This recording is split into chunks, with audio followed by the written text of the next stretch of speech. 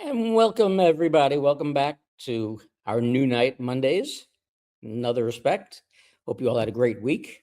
I know that I did. It's been a very, very busy and hectic time in Wonderland as things are going on. And of course, tonight we're going to talk about my favorite topic, my old people, the mainstream media. There's been so much going on in the news over the past few months and especially over the past couple of weeks.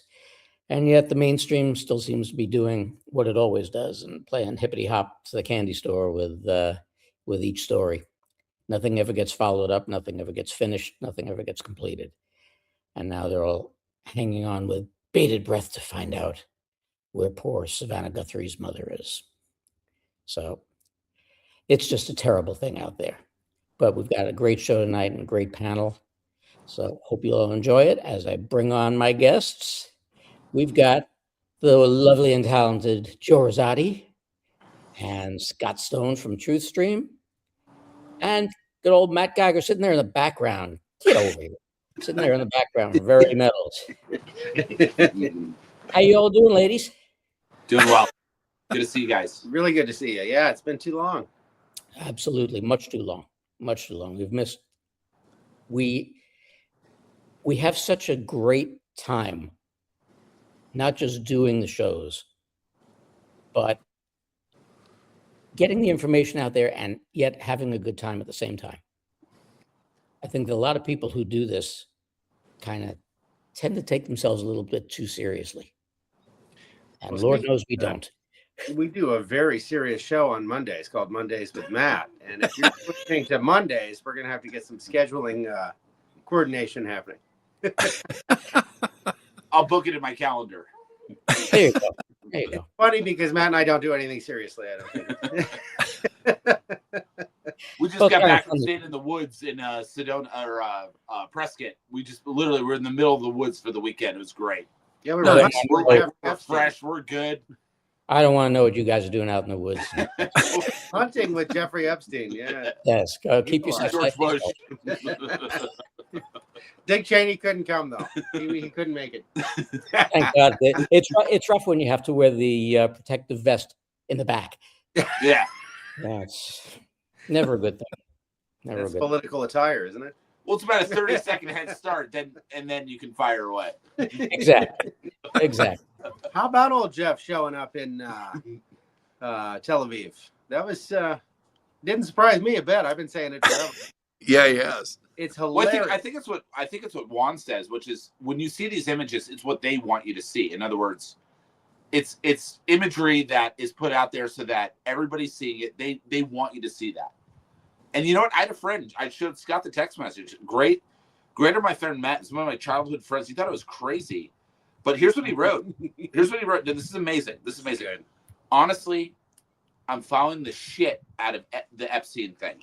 There's no way around it. You were dead on about the global elite pedo ring. You should really feel vindicated. Haven't seen anything about JFK Jr.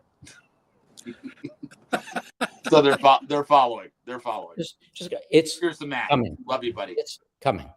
Yeah, but I'm collecting those texts. Yeah, I got a whole collage of them. Yeah. But these are the things that are out there. And I ran into a guy just out for a walk the other day, and we started talking. Spoke about what I had done for a living, and this and that and the other, and we got onto the topic of Epstein. And he said, the way that he died. I said, he's not dead. What do you mean he's not dead? He's not dead. He's in witness protection. He's not dead. And there's a reason that he's not dead. But I can tell you with pretty decent, self-confidence here, having spent a lot of time down at the Manhattan Correctional Facility, especially since they put all those cameras in there, it doesn't just go dead for a minute and the guard falls asleep and this one doesn't double check and say, it doesn't happen that way. So you get shanked.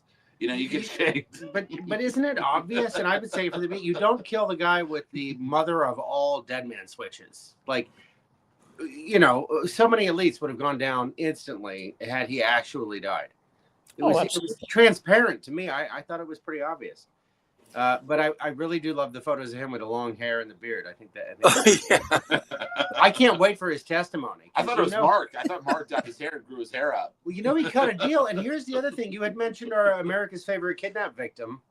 Found out today she's this is a family tradition. They have annual kidnappings. There's a whole chapter in their book about it. I'm not kidding. Like, what? Yes, just found this out today.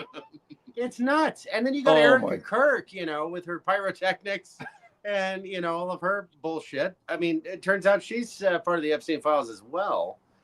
And we're learning a lot more about her past, you know, the Romanian child trafficking and some of the other, you know, unpleasant things that she was up to prior to Charlie.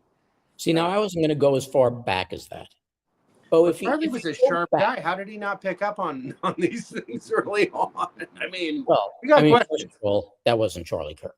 Yeah, bingo. That was the point. That was as much Charlie Kirk as it was Charlie Kirk getting shot. Yeah, it was as much Charlie Kirk as Joe Biden was Joe Biden for 4 years. Which the Epstein files also confirmed he died in 2019. And this whole thing's been a massive cover-up. 9/11, I think, made an appearance in the Epstein files as well. I mean, if you didn't know it was an inside job by now, sorry, folks. See, but that's something that I visited numerous times. Yeah. I was working that day. I've got reporters who were friends who were there and everything else. Some who appeared in numerous documentaries. And when I presented proof to them and just said, I'm not asking you to change your mind, watch it. Never got back to me. And it's like, this is the point with the mainstream media that drives me nuts because, and I'm not going to get into where I heard it, but I hear it ad nauseum. And they're right. The most brainwashed people are the people who work in the business. Yeah. It's a very, very rough situation, but you know, you with the reporters and you are a reporter and you this and that, and you believe your own bullshit. You didn't need an insider when the BBC announced the destruction of Building 7 like 20 minutes before it happened. I mean, it's pretty obvious. Well, what happened? It was obvious. Look, they screwed up. They forgot to say coming up next. After a brief word from our sponsor. Right. Geiger Demolitions. Cut to the building. But, you know, yeah. And, you know, these are things that are starting to come out. And as you go, you know, let's backtrack to LA. And I don't really care what side of the fence you're on, okay? Because we got to deal with normies too, okay? But when you sit and you watch the things that were going on in LA, and I hate to keep using the same phrases over and over again, but, you know, there's more information out there than ever before, and people can't bother to look. And it's all on tape. So if you look at the fact of who set up ICE, okay? They didn't just appear and say, hey, you know, I want to cover my face and we're battle gear and carry an automatic weapon and go beat up on people. It doesn't work that way. Congress brought them in. Congress and the Senate agreed that this was necessary. And if I do remember correctly, they were brought in during the Obama administration.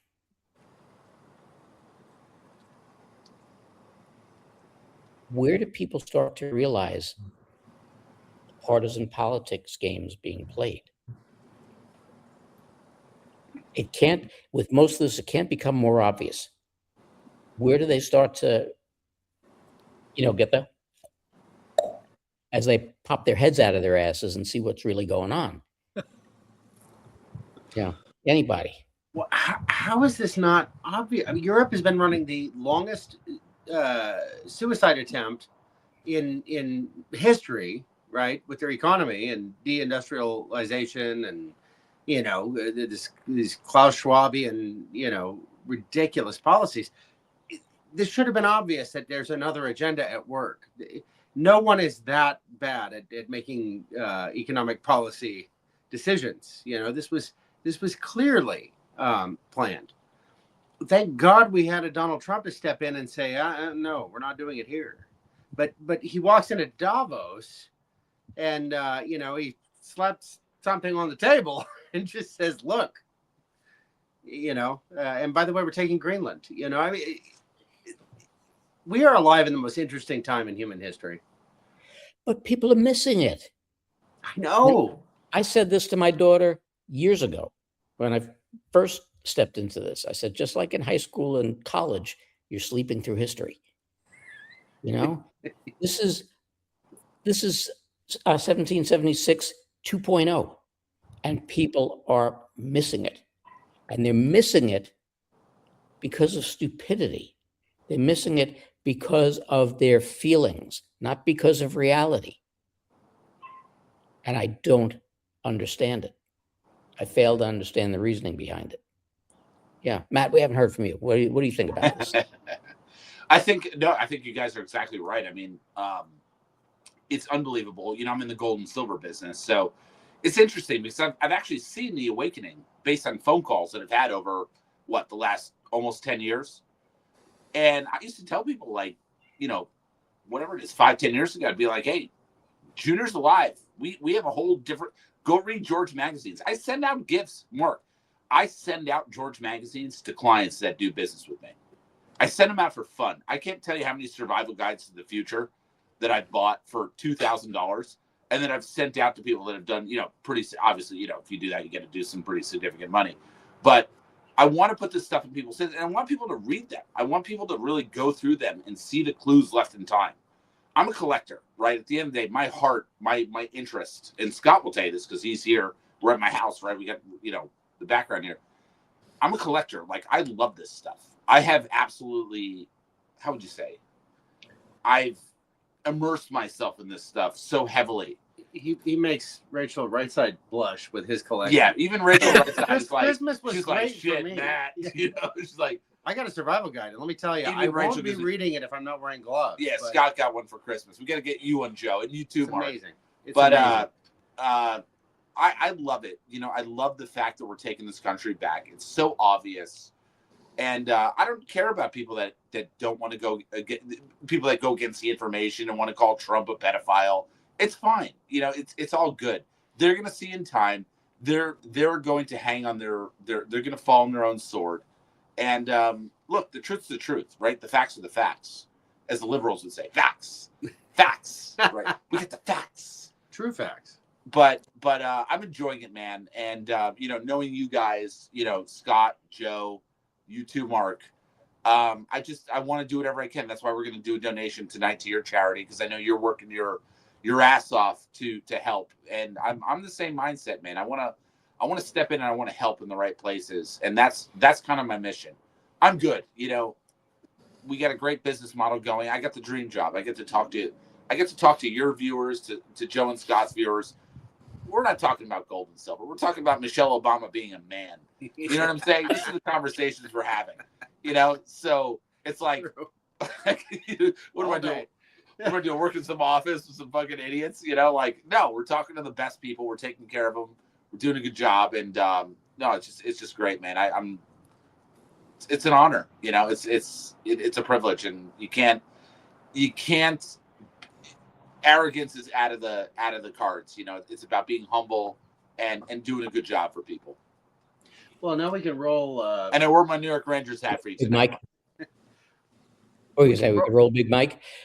No, we can roll Ellen DeGeneres' cannibalism in. We should do and then we should follow that with Michelle Obama's big D swinging in those pants. Well, yeah, Well, I mean, it's just sort That's of part of my Big Mike video. Yep. Well, this is the thing that it's so obvious to me, and I think to all of us. The left, they didn't care about Pizzagate. They didn't care about children being abused, being trafficked, being ritualistically murdered, being processed for adrenochrome. they dismissed it offhand. The only thing that motivated them to look into the Epstein files or any of this stuff was what? To get Trump. To get Trump, exactly. So they were forced to see all their friends, like Ricky Gervais said, I know he's your friend. They're forced now to be like, oh man, that is kind of bad. But they still seem a little bit ambivalent about the children. They really are still in get Trump mode, and to me that speaks volumes about their character. Well, but you see, that's the funny part about it, is that when you watch something like, what was that, the Golden Globes, I think, right? Yeah. First of all, I give him all the kudos in the world.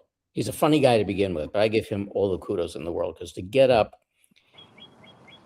not just in front of these sickos, but all the sickos watching. Mm-hmm. Right. And to do that in front of millions of people watching. And what I kind of parallel this to and akin it to is the 180-degree difference between what I feel in regard to sports and how most sports people, from going back to the Colin Kaepernick time, offended more than half of their audience with impunity and really didn't care about it. Because by taking a stand against the country that's affording you this multi-million-dollar living, that's affording you the opportunity to go and protest where you shouldn't be protesting, on your boss's dime or on our dime, and they get up and they do it. And then it followed and followed and followed, and they're still doing it in the Olympics now. Yep. It's okay. It's all right. Well, it's a platform for satanic rituals, like you saw the halftime show. And what was funny was, the Turning Point folks did an alternative halftime show, but it's just two sides of the same coin in so many ways. Well, don't forget that Trump took the NFL to court back in the 90s. He did the contract with Congressman from Georgia. What's his name? Running back from the NFL. Oh yeah. I know. I covered it. George something. George. No, not George.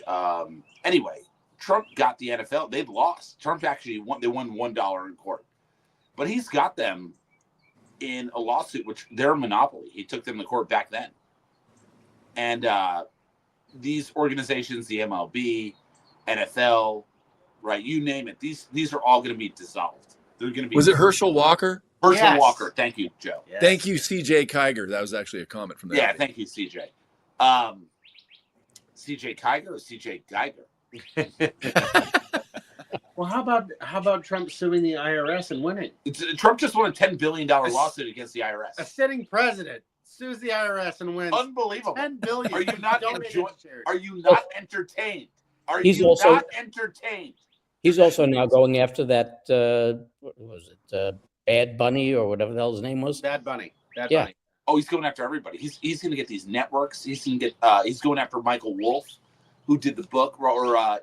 Michael Wolff, this so-called author. This guy that he's an authority on subjects, right?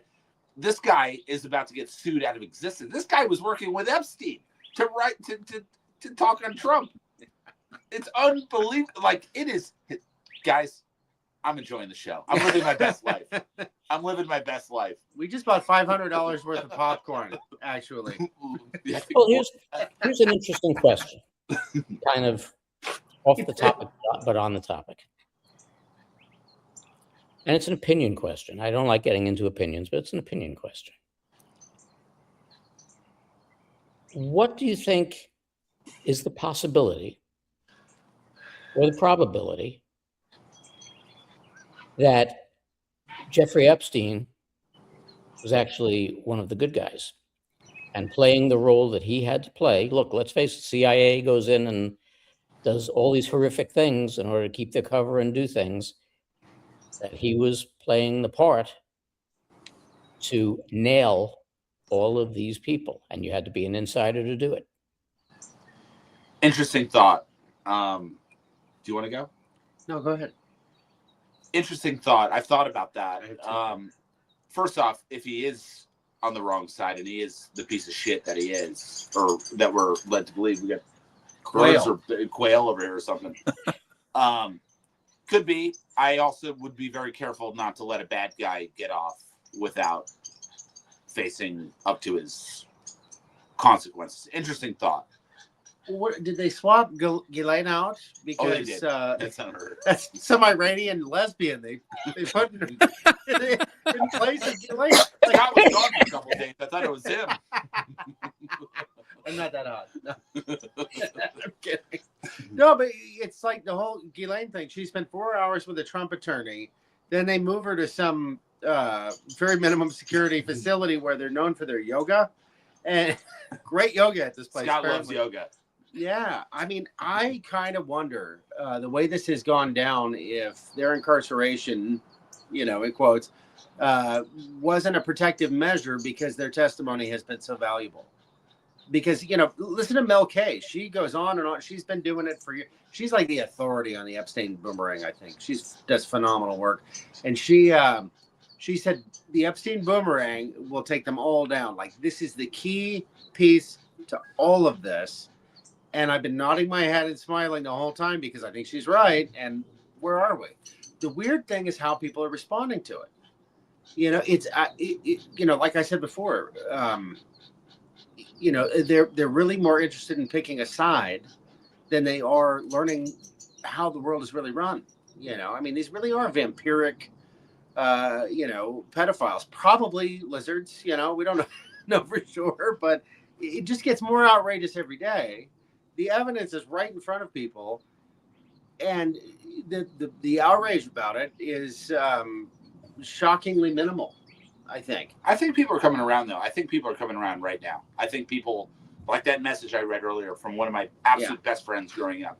He's a total lib shithead. His family knows, they were in with the Bloombergs. Yes. And, I told him about Bloomberg and his invention, with the stock ticking machine that everybody's got to buy per desk. Mark, come on. You could talk all about this for we could have a whole episode on this bullshit.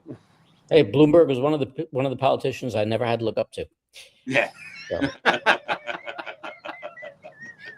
Well said.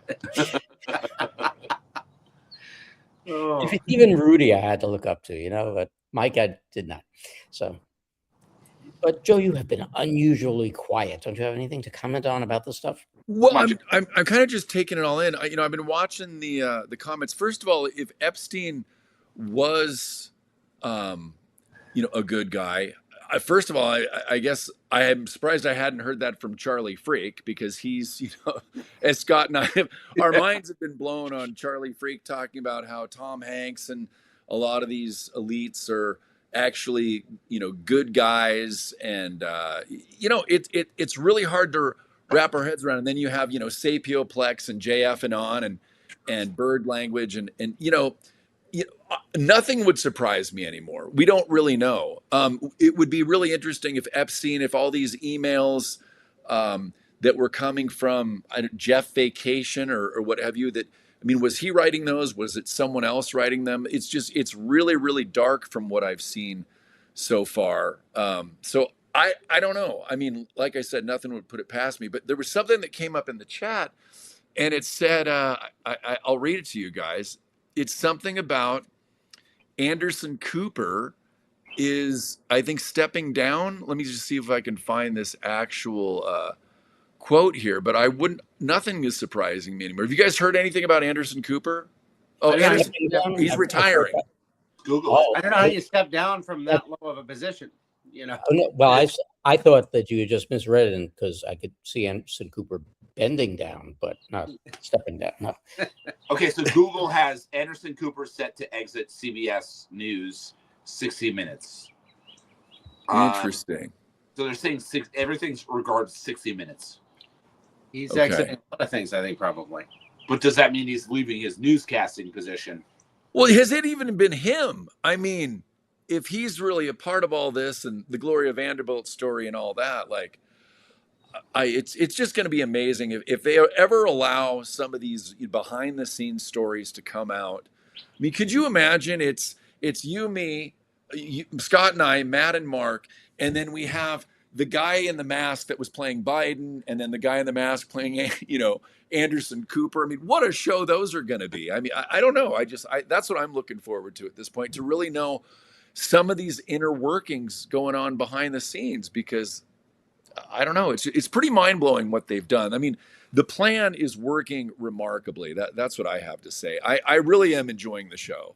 I'm not really stressed about much anymore, to be honest. Well, The show's go ahead. Go ahead. Let me ask you guys a question. I've really been digging into AI. I've got a good friend, Jaime Harlow, that's just an absolute genius at this stuff, and that's a real understatement, honestly. So I've cultivated a little bit of an understanding, but I've been telling my mother for a long time, because we're all impressed with the whale coming out of the basketball court, and some of these things that they appear real.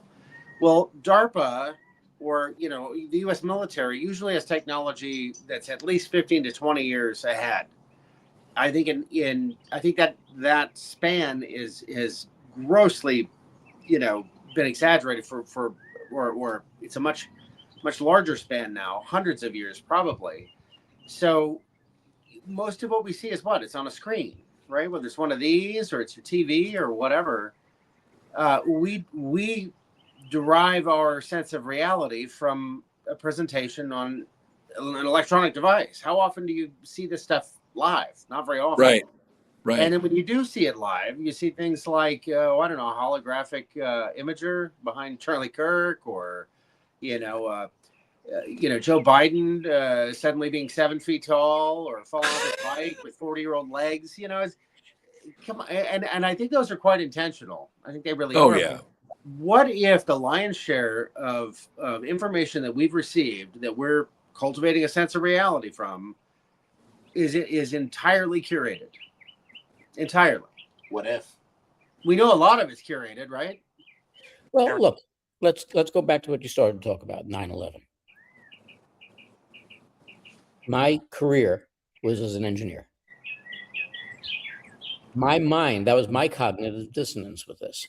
My mind could not accept or believe that they had the technical ability to video and audio project the vision and the sound of the planes going into the buildings, with how crowded New York is, A, to begin with, and B, by the time the plane hit the South Tower, all the people gathered in Jersey City looking across the way at the towers.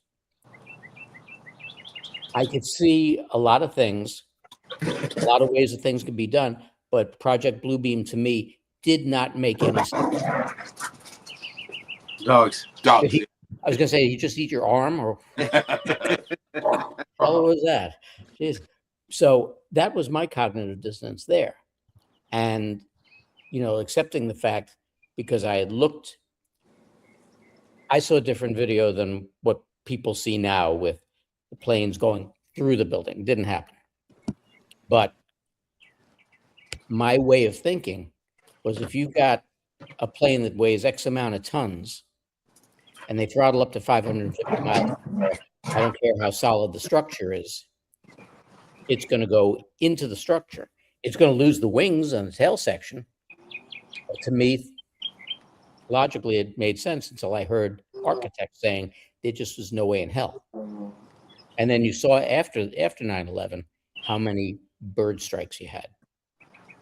Well, when it hit the plane that hit the Pentagon, that clearly lost its wings before it hit the Pentagon, because there was no markings. Well, they did find a passport on the ground from one of the hijackers. True. Not just a passport. Let's believe this is eBay. It was mint. Not a burn mark, not a scratch mark on it. No, came down, 80 some odd stories, hit the ground with all the flaming debris, and didn't have a mark on it. Well, we got him. We got the guys. So, yeah, as a matter of fact, I think he's still a pilot in Saudi Arabia. A really shitty pilot. No, he got his diploma. He's good to go. But, these are the types of things that are out there and that get put out by the MSM, and they don't follow up on. It's a good point. It's a great point. Yeah. Yeah. They don't follow up on it. And that is, and I don't mean to interrupt you, Mark, but that is a great point. It's like, shouldn't we be following up? This should be the biggest story of all time. It's 25 years later. 25 years. All kinds of stuff has come out about it. All kinds of factual evidence has come out about it. And even 25 years later, who has scrubbed into the question of why did Building 7 go down? Building 7 wasn't hit. Building 7 really wasn't terribly on fire. But yet they announced it 20 minutes early that it was going down. So I mean, why hasn't anybody looked into this? And I've made up excuses for why they haven't. At least on the local news side, because they do so many shows in the course of a day that it's physically impossible even to do the story that you're assigned to and have any journalistic integrity behind it. But when it comes to getting out the proper information to the people and being a journalist, ascertaining the facts, they don't do it. They don't do it. Go ahead, Scott. Well, you can go further back. You can go to World War II. I mean, everything we know about World War II is largely a lie. It's just unbelievable. I mean, we design policy around this stuff. We plan our lives around this stuff. We navigate our worlds based on complete and total lies. We had cold fusion in the Kennedy era. We had clean energy. We had 0 point. We had this stuff. We've had the cure for cancer. Isn't it interesting? The Epstein files drop, and all of a sudden, how many countries announced a cure for cancer? Was it 6? Are you kidding me? Yeah, it's But think about the blowback. Like the cure for cancer. How many people do we know that have died of cancer? I mean, it's unbelievable. And hey, come on.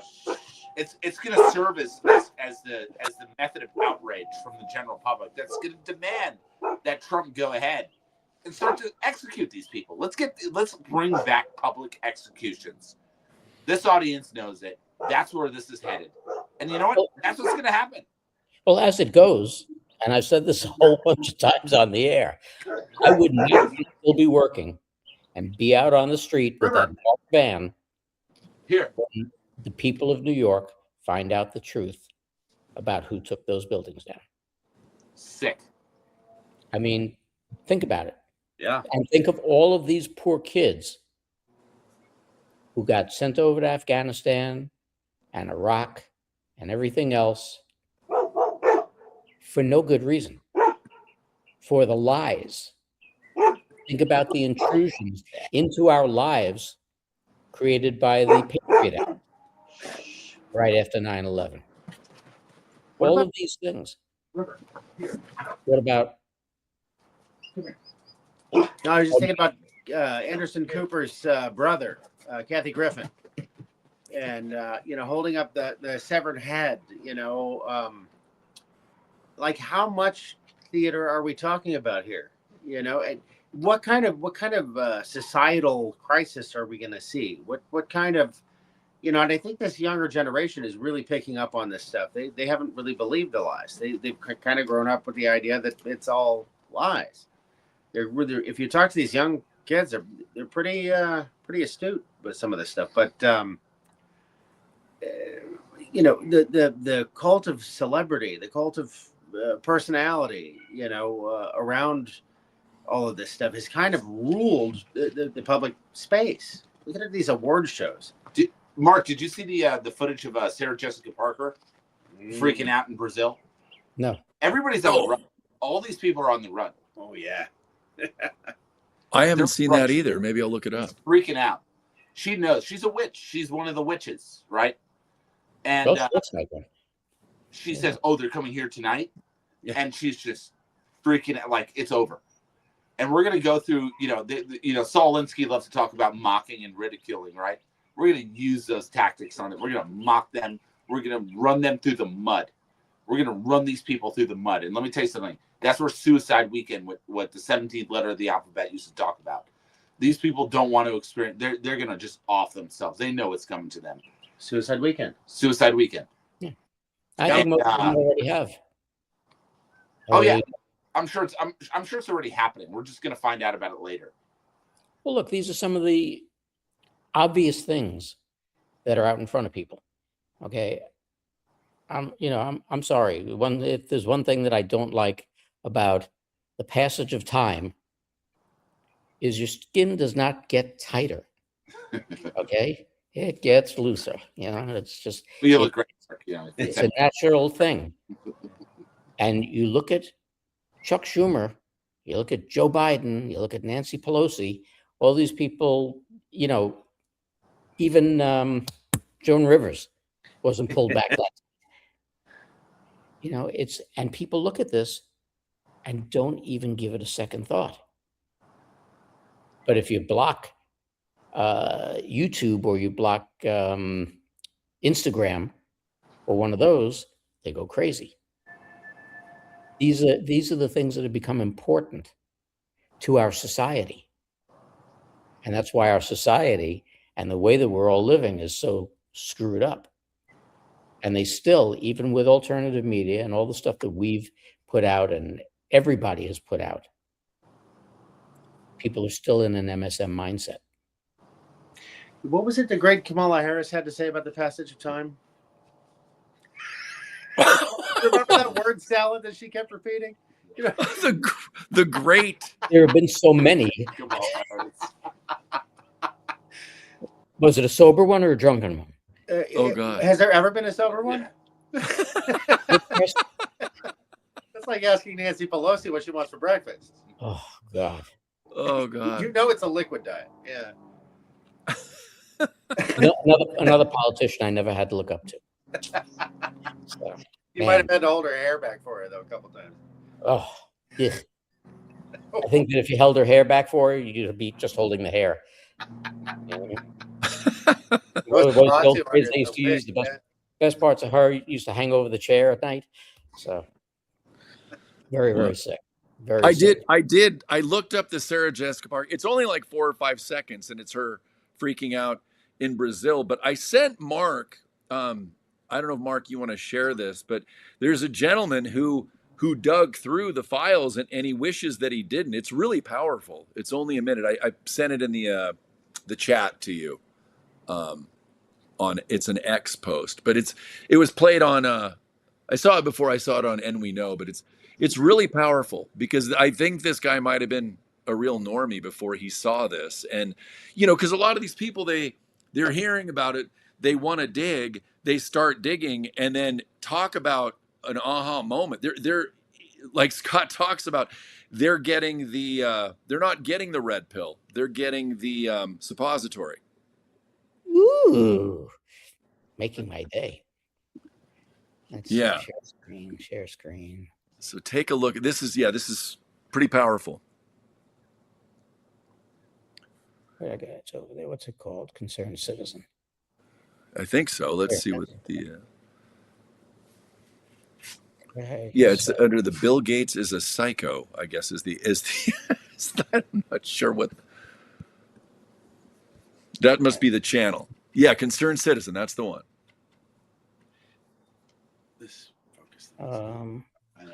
Where did you go? I just shared you. Where'd you go? Should be there. But yeah, there's a lot of people. I mean, there's kids getting up on now on Facebook and just standing up to the whole trans agenda. I mean, we're really seeing a flood of newbies starting to share their minds, and it's pretty incredible to see. Going on with these cameras. I can get this thing to go here. I'm gonna be sitting in your lap with the way this is going. Yeah. Listening to the birds has been very calming, actually. Move around a little. The camera's looking. It's trying. I don't understand why it's not sharing. What the hell is this? It's never done this before. Hopefully we have one of our fans or viewers watching that loves watching the technical difficulties. That's better. I drew it out. We're good. Yeah. We're good. Yeah. We have beautiful skies in Arizona. Just stay still. Amazing. Is there? It's not there. It's I not can try coming and up. share it, Mark, if that helps. Yeah, go ahead. See if Okay, you let can me get see. it. Okay, let's see if I can do. Oh, so I'm going to go here, share the screen. I think you have to let me. Oh, dagnabbit, I'm not on Edge. I didn't think I would need to be. Well, I might have to switch and come back. But anyway, the point is, there's a lot of amazing clips now of people waking up and sharing it. And I think they're realizing things very quickly. Is the point? No, some people are waking up, and a lot of the quote unquote normies are waking up, and they're realizing that things aren't the way that they've been told they are. But what we're still dealing with is a lot of the people who are still brainwashed by the MSM. Oh yeah. And I'm including patriots in this, believing what they hear. And I see that even with patriots who sit and rely on the alternative media and the podcasts for their information. But instead of taking that effort to research something and to find out facts on it, they are immediately going and taking whatever the idiot in front of the camera says is gospel. Right. You know, the biggest one seems to be a lot of people are really bent out of shape with this Pam Bondi thing. And I mean, isn't she just part of the movie as well? I mean, it's all being delayed to get people to get to that point where they're demanding this. And I think Pam Bondi's playing a key role in this whole thing personally. I mean, I don't know, but I just don't think it's by accident that she's been lollygagging. And I think it was Ryan Mata, I think, that's been going off on her. And I'm like, dude, it's you know, I don't know. And I don't know, Sean Ryan, he was going off on something too, but it just makes you wonder. I mean, are these organic frustrations? Are they part of the movie to get people? Like there's so much psychological warfare. And the cool thing with smaller channels, I mean, these aren't real small channels, but I mean, I just think, you know, there's no game that we're playing. Like you, me, Dave, Rambo, we're just doing our thing. We're not part of this mainstream media that's been around a long time. That's, you know, the Candace Owens, and then what's the dude that came in? Ian. What's Ian's last name, Scott? Carol. Ian, yeah, Ian, Carol. all these guys. It's like it's all kind of orchestrated. I think why people like shows like ours. We're really, no one's giving us inside scoop. We're just shooting from the cuff. We're from the hip. We're just doing our thing. You know, we're not doing this. There's no payouts coming from anywhere. It's just we're just doing this authentically. Well, Verity does take care of you. That's. I was gonna throw something in there, but I'd rather. Yeah, but Joe, have you seen the Dow? Give you a couple shillings. Joe, have you seen the Dow?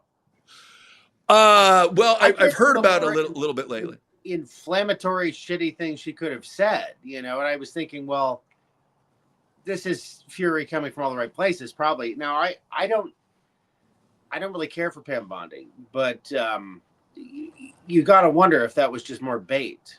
You know, I mean, right? Trump played this beautifully, where, you know, I mean, when it was like, well, there is no Epstein file. You know, we had the binders. We had all those idiots standing up there with the binders, and they were empty. And then we DC had Drano just like so bad. It was just so bad. Oh, but God. it's so good. It's so good. It is good. It's really good. But this is the game that's being played.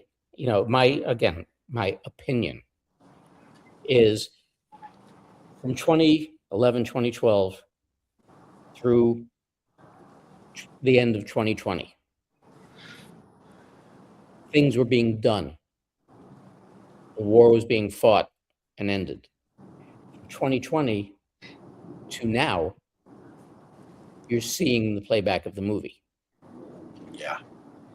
And so if you had to wait 9 years for the war to end, we have to wait 9 years for the end of the movie. Right. Yeah. So, you know, and in the case of Bondi, I think what they were attempting to do is just basically work the opposition into a froth to the point where, be careful what you ask for, you just may get it. And they got it. And now what they're doing is scrambling for every single instance that they can to link the president into having been a participant at Epstein Island. Yeah. Even to the point, I've discussed this before too, where they immediately put out a video on X of him walking in a tuxedo with little Ivanka, leading people to believe that this was some little girl at Epstein Island or something they picked up. Right. But it was pretty obvious who it was. So it's, the stupidity that's out there is just beyond belief. But the fact that the MSM is not changing anything is the interesting part. And I think this, Scott and I, and a bunch of us out here, we went as 9 or 10 of us. We went to go see Melania. Did you see Melania, Mark? No, I don't know where to watch it yet. It's a snoozer, right? Yeah. It's a real snoozer. I did fall asleep. Scott actually fell asleep. Oh, you slept with Melania. Good for you. So. But they did have the Elvis comms. They had the Michael Jackson comms big time.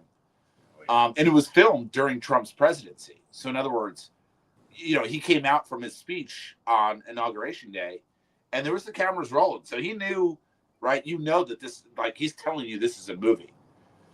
And it's a real snoozer. Women will probably like it. It's fashionable. Yeah. It's they get to see how her custom dresses are made. She's got the big R in her dress, right? Obviously the comp for 18 junior, right? And then at the end, there's a Monet painting that was donated to the hey, Silver, how you doing? That's my golden retriever. Lovely. Well, I wanted a comment from Jules Patriot. So this is kind of nice to see this. I tried to red pill my husband about the sacrifices in the adrenochrome, and he said if I really believe that, he would have me committed. She then follows up with, he's now asking questions after the Epstein dropped. There's been it feels like we went through a portal once the Epstein files finally dropped, the few days ago version of it.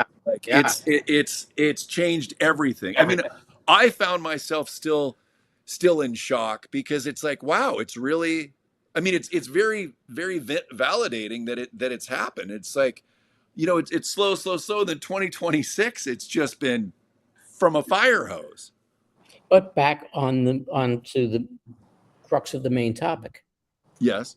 That came out, caused a huge, huge stir in the public. And what happened? Savannah Guthrie's mother goes missing. That's all we're talking about. And there's a book that it's a family tradition.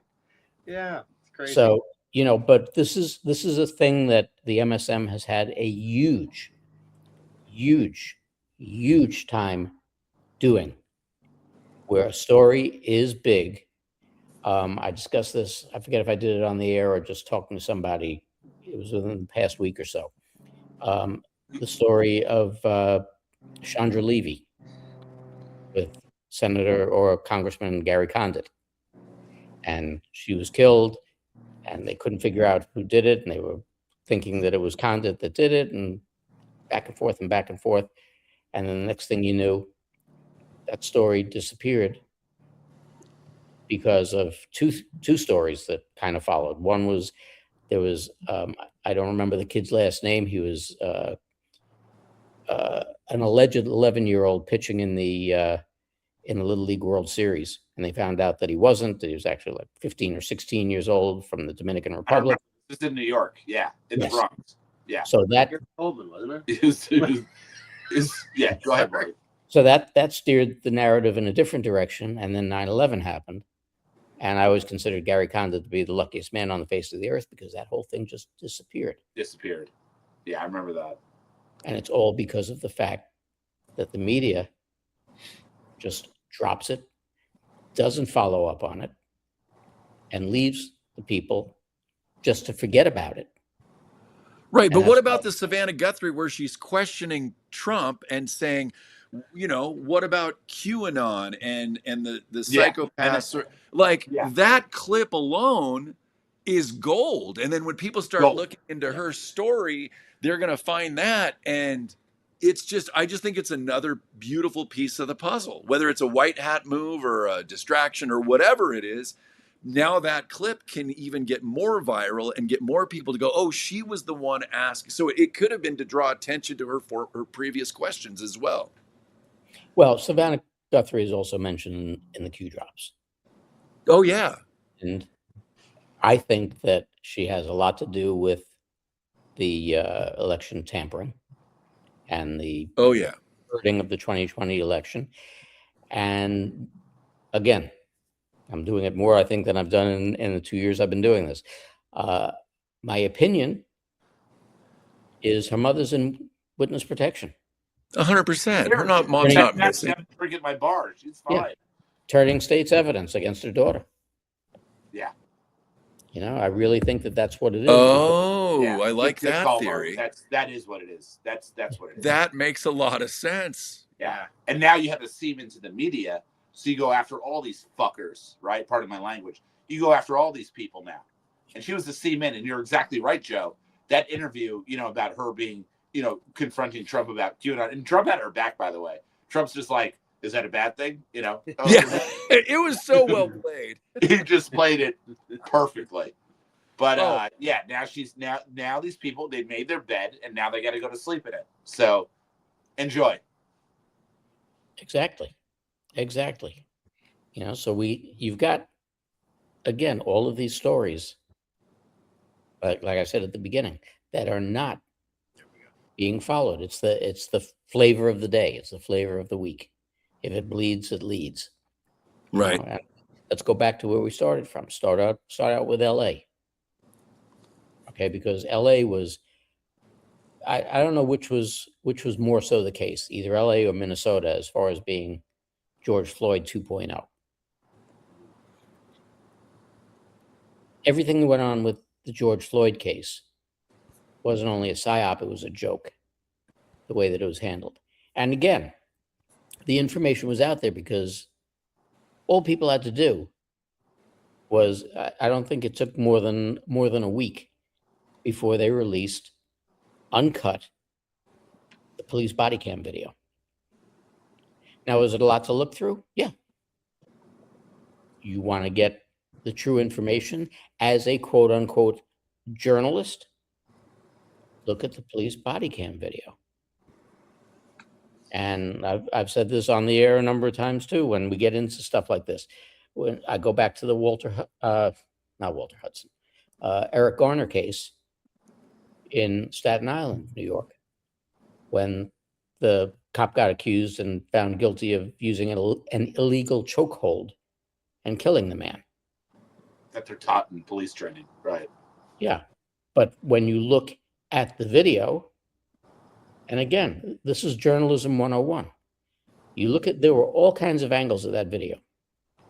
And when you look at that video, the cop, this guy was like a walking apartment building. He used the chokehold to bring him down to the ground. When he was crying, I can't breathe, they were holding him down. Nobody was around his neck. Nothing was around his neck. He died of an asthma attack. Cops lost their jobs, went to jail. Family profited $5 million from New York City. Doesn't work that way. Shouldn't work that way. And the same thing when you watch the body cam video from George Floyd. You're not going to scream for 45 minutes, I can't breathe. If you can't breathe, if you're screaming for 30 seconds, you've got pretty good breath control. Right. Well, I think that massive dose of fentanyl might have had something to do with the asthma attack, but Floyd. Oh no, I'm talking that Floyd had the fentanyl, not The fentanyl. When you're there, it was established that he was innocent, but he's still in prison. Well, what I heard was that the coroner, the feds sent in a coroner from the Biden administration, and they came in and overdid the coroner report from the Minnesota local whatever, right? So they inserted it. It was like something out of a movie, and this poor officer, whatever his name is, Chauvin. Officer Chauvin, Derek Chauvin. You know, why is this guy in prison? I mean, I hope he's not. I bet you he's not. More than likely not. Isn't it curious that they knew each other? They had worked together at that woman's nightclub. Yep. A little bit odd. But from the normie take on it, it's a shame that guy would be in prison for that, because that's what he's trained to do. But that's not how the normies look at it, unfortunately. Of course. You know? Well, they put Daniel Penny killed a black man. Yeah. Daniel Penny. Daniel Penny's another situation. There's a bunch of them. Yeah. There's a bunch of them. But this is what gets done to stir the narrative. Right. And to continue the brainwashing. Yeah. These are the things that are hurting not just the movement, they're hurting us as a people. They're hurting us as a society. They're hurting us as humanity. And people have to, we unfortunately live in an era. Look, I live in an area too that's not too great. But you live in an era where the people believe that whoever shouts the loudest wins. And we've gotten away from conversation. We've gotten away from respect. But we haven't on this show, Mark. I'm trying. I'm really trying to get away. But well, it was good to see Trump tweet today. Obviously today being President's Day, but it was good to see Trump tweet out that photo where he says, "I was once the hunted, and now I'm the hunter." Yep. So it signals where things are at. Like, I think we're, everybody, this audience, you guys, I know everybody's sitting here just like, we gotta do something. We gotta do something. Blah blah blah. We gotta push back. I think today signaled that with that Trump tweet, that we are going to start pushing back, and what that also signals is things are going to get crazy, which is why you need to call Verity Metals, veritymetals.com. That's right. Gold and silver. That's right. That's right. The best move of your life. But I'll tell you, there's this lovely girl, Brittany, on Instagram, and she'd posted something that I've been thinking about. If we're talking about moral outrage, this Epstein dump is about the most intense moral outrage any human being could ever suffer, and yet not a single riot. Not one. Not that I'm encouraging a riot. I'm just saying it really goes to show how Saul Alinsky motivated these things are. It is theater in so many ways. I think people are so beaten down by so much information that doesn't comport with logic or reason, which doesn't affect women all that much. But that was a joke. I laughed. It was so snuck under the radar. I'm like, wait. But seriously, it's like no outrage about this stuff, and we're talking about children. I can't think of anything more outrageous, and yet everybody's scratching their heads or other parts of their body. I think people have to scratch that part of their body in order to scratch their heads. An unfortunate side effect. But, we're dealing in a situation nowadays where people just the priorities are messed up. And what should be important to them isn't. And what is should never be. And so that's the societal schism that we have. I hope I'm not confusing people with difficult words or anything. No. Well, Denise mentioned something. So I mentioned the fire hose, and I'll have to look and see who said it, but the real fire hose begins tomorrow. Tomorrow's solar eclipse and the Chinese New Year will affect consciousness, a complete light bulb moment for sleepers. Scott, thoughts on that? Agreed. It's a Chinese thing. It's a Chinese. No, that's a big part of this that doesn't get a lot of discussion in any kind of mainstream context. The solar weather has been unprecedented. The planetary alignments have been unprecedented. We've seen things that we've never seen before in recorded human history. These things impact us massively. When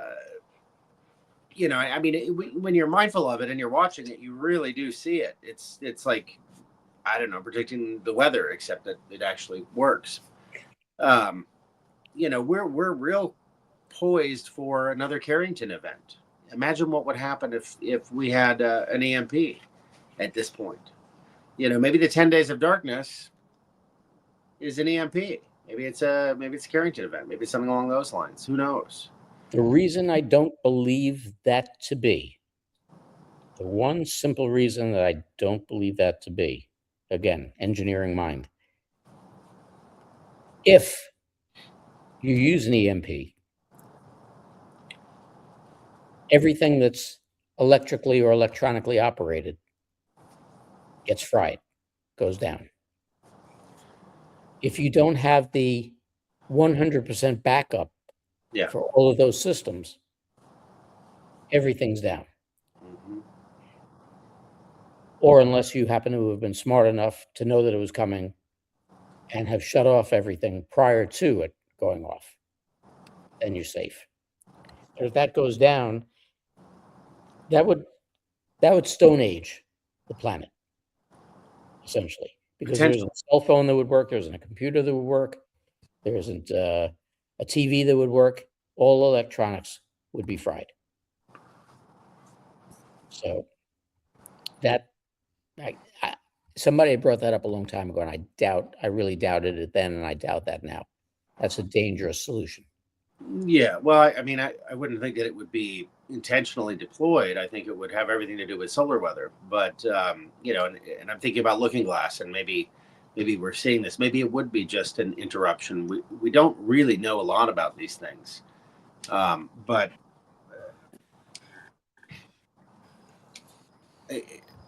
I don't know.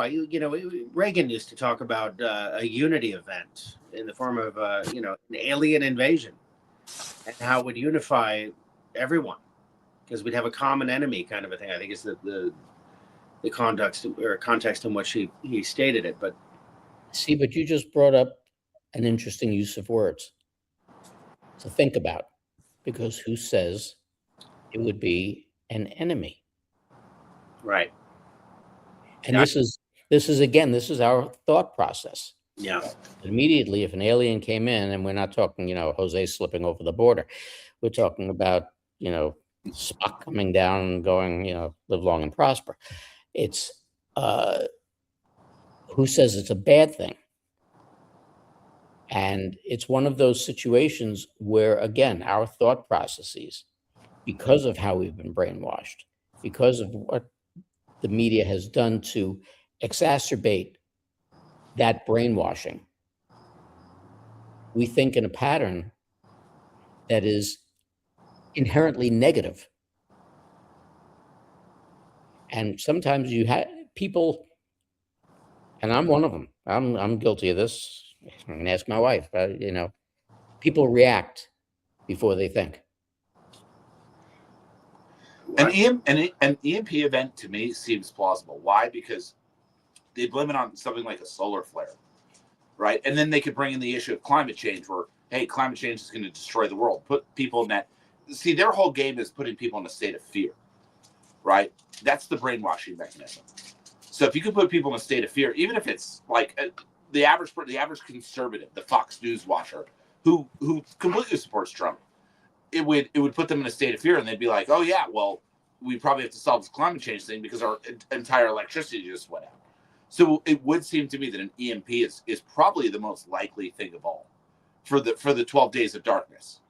But don't you think it'd be part of the theater? Because to me, well, it is part of the theater. Yeah, to me, it's never been more obvious that the White Hats are in control. I mean, the absurdity of what we've seen, from our perspective, especially. Maybe we need to get rid of these electronics. Maybe that's part of it. Sure. Yeah. Well, but think about one thing.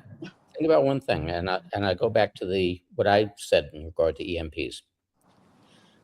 Think about what happened a couple of weeks ago with Verizon, the biggest carrier in the world.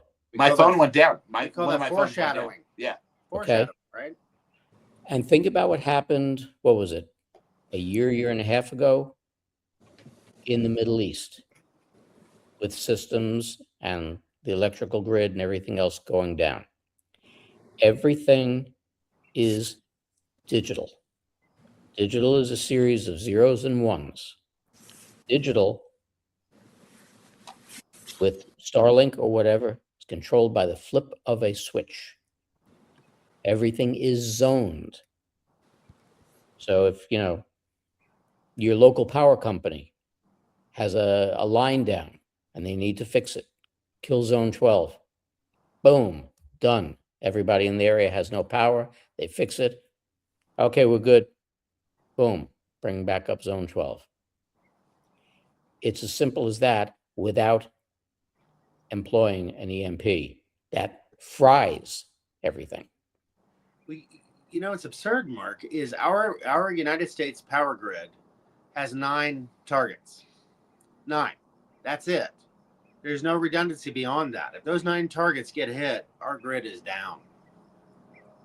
That was designed that way. I mean, very intentionally, obviously, because anybody with a brain in their head would have redundancies in place for just such a thing. Well, I was working the day that the entire East Coast went down. Okay, and I happened to be inside that day.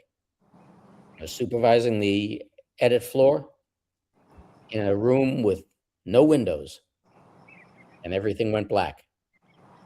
And I sat there and I laughed my ass off. And then emergency power started to come back on. And the next thing I saw were the maintenance guys running extension cords from the rooms that were working to the rooms that weren't working. Now, the entire eastern seaboard is down, all the way west to Ohio. Why are you worried about getting the signal out? Who can see it? But there's the mentality again. There's the mentality. So I sat there and just, it was an hysterical day for me. Large overtime day too, but just an absolutely hysterical day because you watch the futility of humans running around chasing their tails for no good reason. Whatever they want to do, they have the capability of doing. Yep. And they have the capability of doing it with the flip of a switch. Just as simple as that. Yeah. So. Yeah. There's a lot of comments in the chat about reptilians, and I gotta say, we had Eric, who he was on our show, Truth Stream, a couple years ago, and he married a reptilian is his story. Well, he went on to Above the Rabbit Hole, and they just lit him up. I mean, they were asking for evidence. It didn't really go as smoothly as I was hoping. I think they went from never really learning about this to having Eric on the show without researching a lot of the other, David Icke or many of the other channels that Scott and I are familiar with. And I think they're going to dig into it, but they went from zero to Eric, and it didn't bode too well. So should have gone with Kevin. What's that? Should have gone with Kevin. But apparently Charlie Kirk also married a reptilian. I don't know if you've seen the footage, but Erica's slit eye thing. Yeah. Yeah. Yeah. I mean, He creeps me out. Yeah. There's the reptilian thing. It's been around a really long time. And I just think that, if it's pretty, there's plenty of information on, there's literally videos of people, girls at a gas station screaming, they're eating people. Like it's out there. So as far as the comments about reptilians, yeah, it's really a thing. It's very odd. I'm glad I've never seen one. It'd be very creepy and weird. I mean, knowingly seen one, like I might have. What's that? I thought you did. Who? Well, we're not getting into that tonight. Well, we also met someone that was very clearly not human on the Truth Series. Oh, on the show where I was very angry on that show. Oh no, that was different. Yeah, no, that was. See, there was another one. We've seen several non-humans at this God, point. I wish I would have kept that footage. Now I was so pissed off at that person. Oh, I know. He just wiped all. Well, she just comes on like, I'm the truth about it. I'm like, okay, you're basically negating pretty much everyone else who's been on our show, and you're coming in like you're the fact, like it's your opinion. And boy, she just really, Anyway, I digress. I had to address the reptilian comments in the chat. Hi, Mom. I'm on a show. I can't. We need to do a highlight reel. That would have been great when you were like, "Screw it, I'm going skateboarding." I mean, he's a gray alien shows up on our Gosh. nuts. I didn't realize that Area 51 had its own booking agency. Yeah. You got to get me that person's name. Yeah, but Yeah. it's weird the way that people, like I said, look at things and the way that they interpret things. Do I necessarily subscribe to reptilians and this and that and the other? No, not so much. You just haven't met them yet. Somebody had sent me a video, I don't know, a week or so ago. I forget who it was, of some young girl screaming about, they're eating babies. They're eating That's babies. been around for That was a girl years. that escaped. Yeah. No, she had just escaped. I think that was associated with Epstein, wasn't it? I think that she had just heard about Epstein, and the files had just come out. It was right after the files had come out. You might have sent it to me, Joe. I'm not really sure. There was a girl. She was like at a gas station or something like that. I don't know if she was previously at a party and she was screaming that they're eating people, and then she was never heard from again after that. No, this was a girl like in her room making a video. Oh, she just heard about all this and was awakened to it and said, they're eating babies. They're eating and we might be talking about two different clips. Yeah. One might have been more recent. And someone just said Billy Corgan from the Smashing Pumpkins. He talked about how, how he met a reptilian.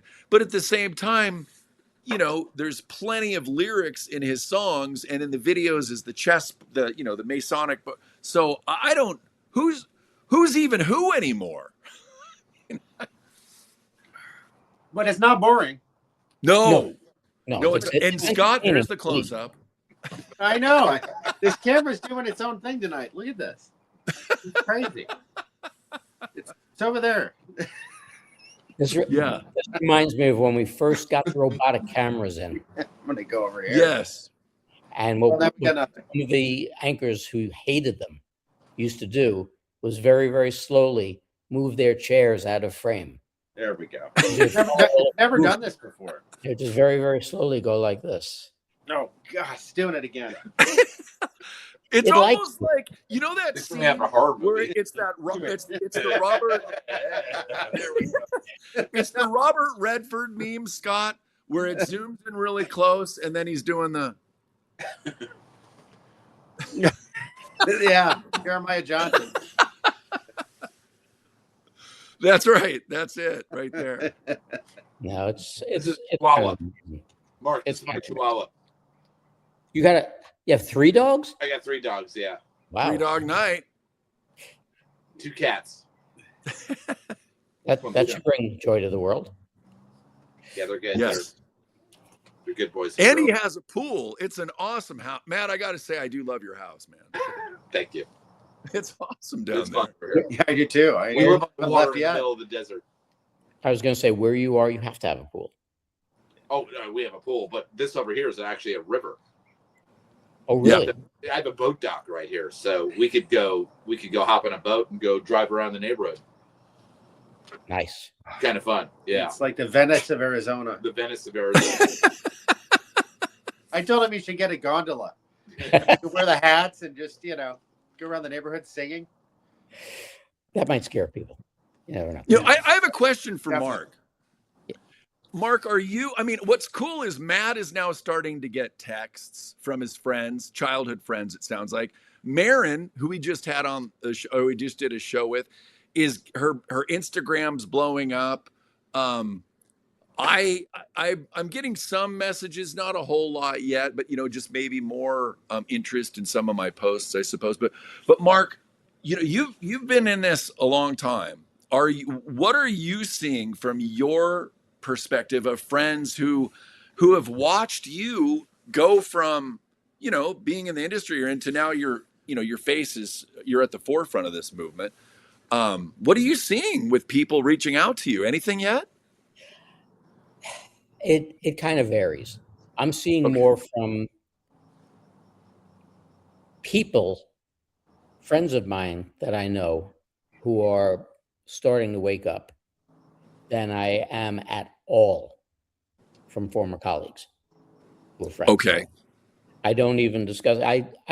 My really close friends that I'm still in touch with, I tell them all the time that I changed my plates from NYP to fake news. So they kind of get a laugh out of that, but they think I'm nuts. And that's absolutely fine with me, because I think that they're nuts, that they're not, again, they're as dead from the neck up as they were when they were working. I And would it's have thought strange. Laura Logan, have you ever worked with her? Because I would have thought that she absolutely woke people up in that industry. Tucker Carlson was instrumental in that as well. Tucker,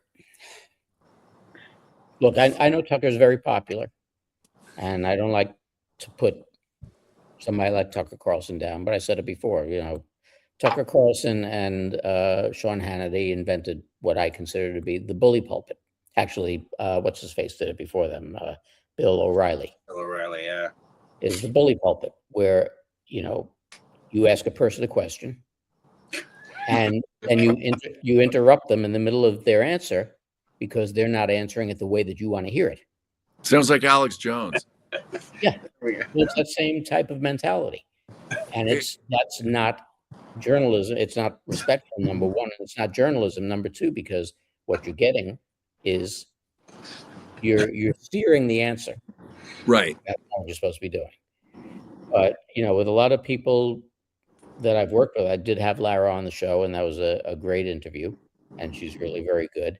And she's very much so on the same page that I am. She sees the problem with the mainstream media. Yeah. She also had her series of bad experiences with mainstream media. So we both have that in common as well. The media itself is first and foremost, it's a business. It is a business. People who work for it work for corporate America, plain and simple. And basically, the people on my end of the business, the engineers and the technicians and this and that and the other, are providing a service to the idiots who stand in front of the camera and spew their editorials. So, how complicit are we? We're not writing it. We're not speaking it. What a set of knockers. Oh gosh, yeah, she's built. But Laura was having a conversation with Tucker Carlson about their handlers, and she came to the realization during the interview of, oh my God, my producer was my handler. Wasn't that with Mike Smith from Into the Light in that movie? Oh no, you're right. You're right. It was. Yeah, because she just interviewed him again. Yeah, Mike. Fantastic. It was incredible. Yeah, that's right. It was that interview. That was phenomenal. Thank you, Joe. I'm gonna pop out and pop back in because there's some stuff I want to share, and I can't do it from this screen. So, guys, I'll be right back. 2 and 2. Sounds good. But these are the types of things that go on, and you could consider them. Everybody along the food chain in the news business is a handler or has a handler. Right. It's like Hollywood. It's like any corporate structure. Right. There's a lot of handling going on. You've got the assignment editors who have to answer to the assignment manager. You have the desk assistants who have to answer to the assignment desk. You got the technicians who have to answer to whoever's in charge of technical at the station. Then you got everybody in the department who has to answer to the news director. News director has to answer to the general manager. General manager has to answer to the head of the owned and operated stations. It's just an ongoing pyramid. And at the top you had Bob Iger, So you were dealing with different things that really made it that much more difficult. Is Joey in the middle? Hey. But these are the types of things that you have to deal with. Will you stop playing with the camera, you yucklehead? We're firing the cameraman. He's done. Stop feeding him peyote. That's what the problem is. It is, when you boil it down, it's a business. The unions that we belong to, they were businesses. They didn't really represent us. They ended up representing themselves, making whatever deals they made to get the contract to go through and get their own kickback and selling us down the river. It's just an endless stream of business and who's greasing who and who's getting what in the end. When they work for the company. The company is the CIA, and Sean Hannity couldn't make it more obvious if he tried. He even wears the little pin on his lapel. Mm-hmm. The CIA pin. I think Sean Hannity's a good guy. I mean, he was early on supporting Trump and never wavered. And I think he's in operation. I think Hannity. Yeah. I think he was bad and was turned good. And, he's done a good job for Trump. He did a great job for Trump. If you notice, most of the people that are in the administration, most of the people that have any kind of a voice are present or former members of Fox. Yeah. Plain and simple. And, people think of Fox as Fox News, period. But you still got, just like we have,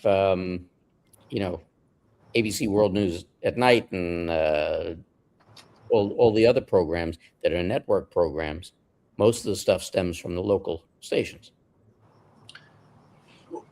Mark, at what point did it go from, news had a formula, right? And it was, kind of an unbiased look at current events and so on. There seemed to be an effort in that direction that prevailed. And then all of a sudden, it was all editorial. It was all opinions. It was all personalities. Then we had, the worst example or the best example is The View, the horrible show that is. But that's kind of where all of it went. Well, you went from 12 angry. You went from 12 angry men to 5 angry women, but it's I've said it on the air. People have asked me this a bunch of times. 1985. It's simple. 1985, when big business took over the media. We were the first ones to go. Capital Cities bought us, and I think after that, GE bought NBC, and Viacom bought CBS. And then eventually Cap City sold us to Disney. And somebody screenshot that and make a t-shirt. And there we were working for the rat. And it's Right. As a matter of fact, it was so bad that in New York at WABC, many people referred to us as Mauschwitz on the Hudson. Oh man! Wow. Not Auschwitz, Mauschwitz. Right. I've Yeah. never heard that term. Yeah, it was interesting. It was very, very interesting. Sounds But like again, it happened because big business took over, and that was when we went to, as they called it, Ken and Barbie News. It was just the blonde-haired, blue-eyed men and women anchoring, who were nothing more than readers. And you had a few exceptions in there, but for the most part, they were just readers, and they were there to do nothing but read. And with the advent of cable and more news stations on cable and more availability of 24-hour-a-day news, that's when they also got into the idea of, we've got everybody here, we're paying them, let's throw in another news show. If we sell one commercial, we're making money. So we're ahead of the game. But the more news shows that you put in during the course of the day, especially on a local basis, there's no way in hell you can responsibly report a story. You don't have the time to do it. Right. Yeah. It's not about that. The control is unreal. We've had massive historical events taking place that don't make the news.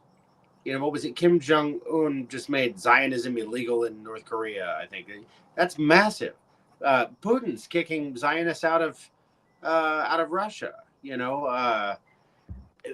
just these massive events are taking place. They're getting zero coverage. Well, to me, what's more important than that is how many people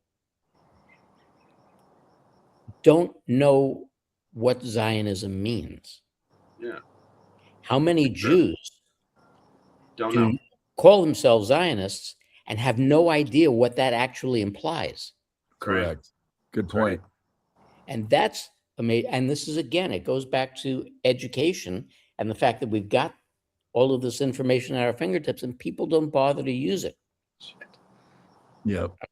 You must be wearing a special cologne that it keeps. It must be. This thing is real quick. Speaking of events, someone in the chat mentioned this. I think this is Patriot, Light Warrior Patriot. I'll have to double check the name, but I think she's going to be there too. Yeah, Light Warrior Patriot.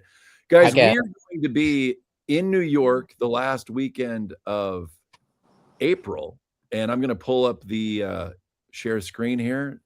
Share the screen. Thank you. Mark, is this all right to share? Oh yeah, for you it comes up. Yeah, how about that? For me, is it up? That's kind of a personal question, don't you think? Whoa! And you're right, that's impressive. There it is. Now I see it, which is an awkward answer. So if I'm going to scroll down here, there's where to get the tickets. Here's all the speakers, and I don't think Scott even knows this, but Scott, take a look. Who's going to be there? Derek Johnson, Dr. Jan Halper Hayes. My good buddy Carrie Cassidy will be there. I'm excited. Yep. Brad Olson, Lisa Schermerhorn, myself, Laura Worley, Scott Stone, Bruce Poppy, Matt Geiger, Light Warrior. Did you my headshot, by the way? Because the first one was Scott needs a better photo. They got a great one of me. They took it off my website, which is great. Yeah, absolutely. I think they've been waiting for a headshot from Scott, but that they went with that one for now. Then we got Susan Ligenfelter. I have not met her yet. Mark Abrams, of course. Mark's still just trying to figure out if he can 100% be there or will be calling it in. He's aiming. Stu, Alyssa, Lewis Herms. He's not sure either. He's going to be pretty busy in California, but if he can make it. And then Chris O'Connor. So, I just want to let people know about that. You know, I'm taking you to my hometown pizzeria. That's right. We're going to my hometown pizzeria. We got to do it. Where's that?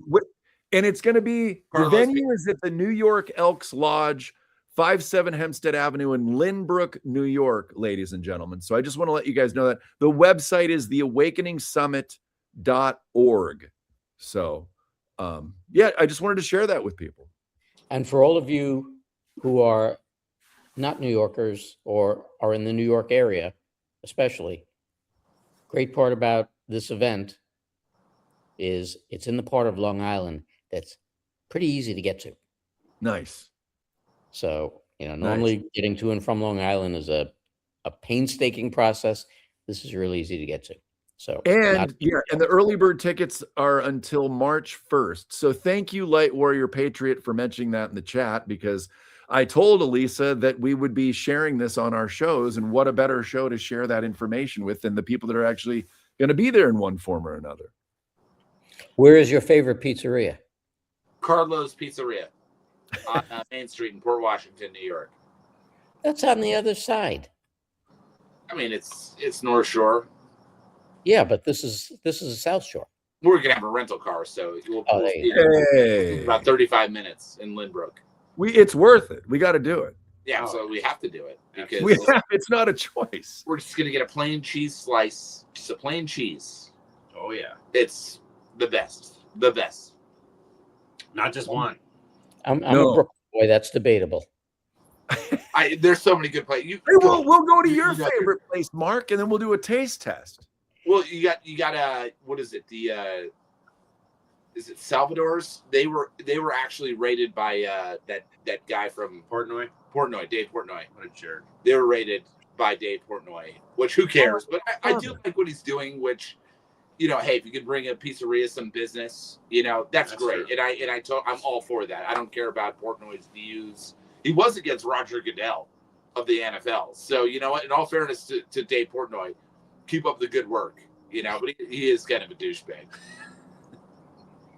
Where can we get a good? Oh yeah. I need a good cannoli. I haven't had one I'll in take you years. to cannolis. Oh, you could find cannolis You know, they're on the everywhere. island, in the city, Everywhere. everywhere. Yeah, they're everywhere. Italian food is not In lacking. water. It's like crab in Maryland, right? It's like crab We in just had that Maryland, conversation lobster in today. Maine. It's Or, easy. you know, You leave your mouth open wide or enough, long or in enough. around Kamala, you know, you Yeah, pull a crab it's like one. salmon in the Northwest. It just lands in your mouth if you just stand there with your mouth open long enough. Oh, good God! No, I'm glad that I'm glad you posted that, because that's important. It's gonna to be get fun. We're gonna have a good time, and I hope whatever viewers are out there. I hope you guys come. It's gonna be a blast. Yeah, if you're in the area, like I said, Come on down. especially if you're a New Yorker, Lynbrook is not that hard to get to, just over the Queens border. So not It's far really- from JFK. That's right. That's right. And people are wondering yet, Scott and I, Truth Stream started in Washington State in the Puyallup, Tacoma area.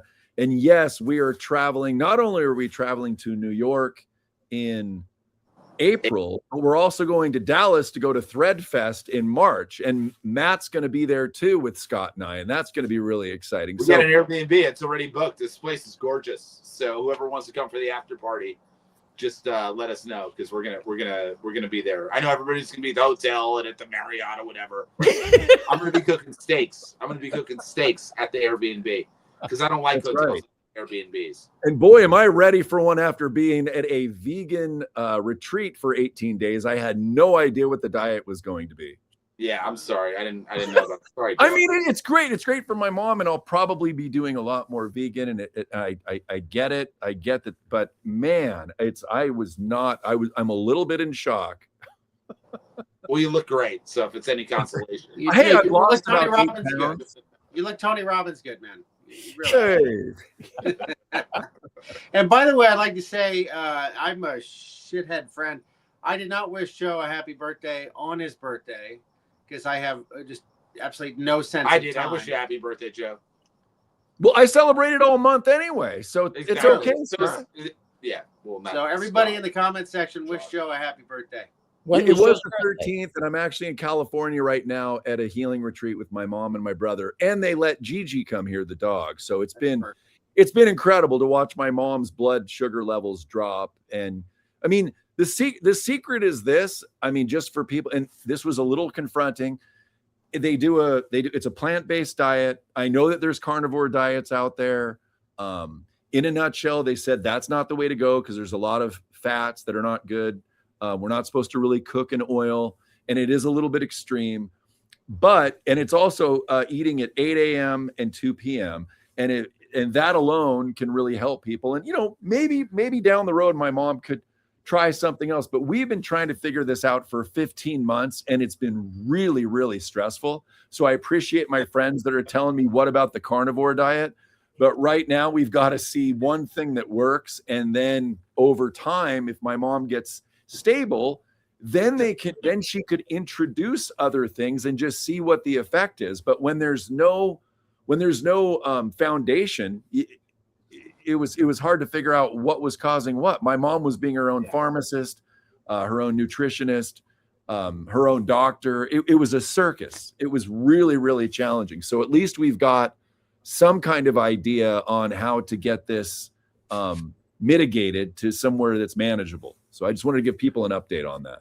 Well, yeah, and what I do want to we wish her mention, well. Joe is now officially older than I am again. So that. Yes, Born in the same chronologically. year. Yeah. He's a little bit older. You're still kids. You're still It's kids. true. It's true. Well, we act like them. Yeah. Hey, with this life extension technology, you know what? Even you, Mark, you're halfway through your life, and that's I tell my wife that all the time. I haven't reached half life yet. I haven't even reached half life. And I just want to say again on the broadcast, we're going to do a $5,000 donation to your charity. I know you're doing over there. Thank it's you. going to be $2,500 from my company and $2,500 from me personally. That's so cool, man. And we'll continue to do it. Anybody calling in on the shows, I love this stuff. I love putting money back into the cause, because I know you're doing great work, and I don't have to worry about where it's going and what it's doing. I know, and that's what, and I would encourage everybody to do that, on any budget, even if you don't have much money, like donate to great causes, because there's something called karma, and karma comes back to you. It really does. And I've made a career on karma, literally. And I'll share my secret to success. I'm no Tony Robbins over here, but you align yourself with the people you want to be around. You involve yourself in the causes that are important to you, and you know what? It all, God has his way. He has his way, and it's unbelievable. And I would tell everybody out there, do whatever you can for somebody else, and you're going to see it comes right back to you. You wind up making more money by giving away money, and it's this phenomenon that I've been living by for 5-10 years now, and I love doing it, and I appreciate you, Mark. I really I can't wait to hang out and have a beer with you. I can't tell you how much I appreciate what you're doing. This is, and just for those, bouncing off of that, because that's what I do for a living. Not making a living here, but that's what I do for it, or what I did for it. Anybody who wants to get a copy of Who Saves the Children, I finally got this all sorted out, so it makes a lot of sense. It's a simple $5 donation. You're not donating to me. You got a choice of the 4 charities that I believe in, because they're doing nothing but supporting the kids. They're not funding themselves or paying a board or anything else. So you could go to ARC, which is Association for Recovery of Children. You've got the address there. You've got Shared Hope International, got More to Living, and of course, America's Future. 100% of the proceeds go to saving the children. All you got to do is send a $5 donation. Let me know that you've done so at fake news 7ny54 at protonmail.com. And I will send you a copy of the song. So again, none of it, not a penny of it, is going to me. It is all going to the kids. Amen. So thank you again, Matt. It's extremely generous. And happy to. I know you're doing great stuff, and I love doing it. I love it. I love it. I'm trying hard, and just trying to get it out there as much as possible, because it's the most important thing that we've got. These kids don't ask to be born. I have great empathy for the veterans as well. They didn't ask to be sent into the situation they were sent into, and a lot of that is going to be coming out. We're in a period of time where all the bullshit's being revealed, right? And you know what? It's up to us. It's not up to Trump. It's not up to these other people. We gotta take matters into our own hands. And I've realized that, a while back. And this is what I do. I mean, I do what I can. Scott. I know Scott's been getting involved. It's fun, and we can literally change. We could literally make this country into what we want it to be, and the best is yet to come. And when people realize that and you internalize that, let me tell you something. Every single person on this show that's watching the show, no matter what budget you're on, you will find a way. You will find $5 to donate, okay, or $50 or $1,000, because you know what? That $1,000 you go put into it, you're going to get back $10,000, because it's the way the universe works. It's this. I can't even tell you. It's been unbelievable, and I love to do this stuff. And Mark, you're a hell of a guy, and we've just started getting to know each other, and it's fun, man. I'm enjoying it. Like, we're living through the greatest time in human history. Get involved, folks. Put your money where your mouth is. Go pull out your debit or credit card. Go find Mark's charity or whatever. Vet it. Do obviously Mark's got the good thing going, but whatever it is, stick your money into it, because you know what, it's going to pay you back tenfold, whether that be in income, whether that be in just a better world. And we're doing it. We're the guys that are doing it, and that's fun to be a part of. That's exciting to me. And you know what? And I hope I'm not insulting anybody out there, but if you can afford to give a $5 Rumble rant, you can afford to, even if you don't want a copy of the song, Hey, just Mark, donate $5. Yes. Can Matt also get a copy of the Michelle Obama song? Absolutely. You know what? For $5,000, I'll send them Big Mike and Ball Chin Man, and the song from the COVID special. There you go. It's great. Whatever we got to do, we'll do it. I'll put up whatever I got. I don't care, man. I just want to get the F out of this nonsense. It's we're living through great times, and I'm enjoying it, man. Having Scott here at my house, he's just every day is just a great day, and we're having fun. We're having fun, man. This is one of my best friends right here. I'm really glad that you let him get out of the French maid's costume too. I don't know how well he actually had to come pick up his gold and silver because they got a 10% sales tax now on precious metals as of the 1st. So he's gonna have to bring it back on a plane with him or something. Yeah, Washington is taxing everything. They actually. I was going to say, is there other states that did that too, or was it just Washington? It was Washington. Washington. Yeah. I got hit with. I lost money on a deal, and actually, it was so cool because our Patriot clients are like, we didn't know it got enacted right as he did the transaction, and we actually lost because we're not making 10%. That's a huge amount on a purchase, and we actually lost money. He did another purchase, and he said, Matt, take your commission on the next one, and take out whatever you lost on the other. And which is really, that's what's so cool about our community. It's like they're honest people. It's like I get people that call up from these shows, and it's like we screwed. Technically I screwed up, but they made good on it, and that's cool. When your customer makes good on it, that's when you're around the right people. And I thank God that I get to deal with this community, the patriots of the world, of the United States. I have the dream job of talking to these people and dealing with them, and I'm going to take care of them. That's my job in this world. I'm going to do whatever I can for them. I listen to it all day long. It's the coolest thing ever. The conversations he has with the clients that call in. We're not talking about gold and silver. We're talking about Michelle Obama being a man. This is what we talk about. If people watch our show, Joe, that'll be like. What'd you say, Bart? No, with this whole thing, because it's actually a good question to ask you while you're here.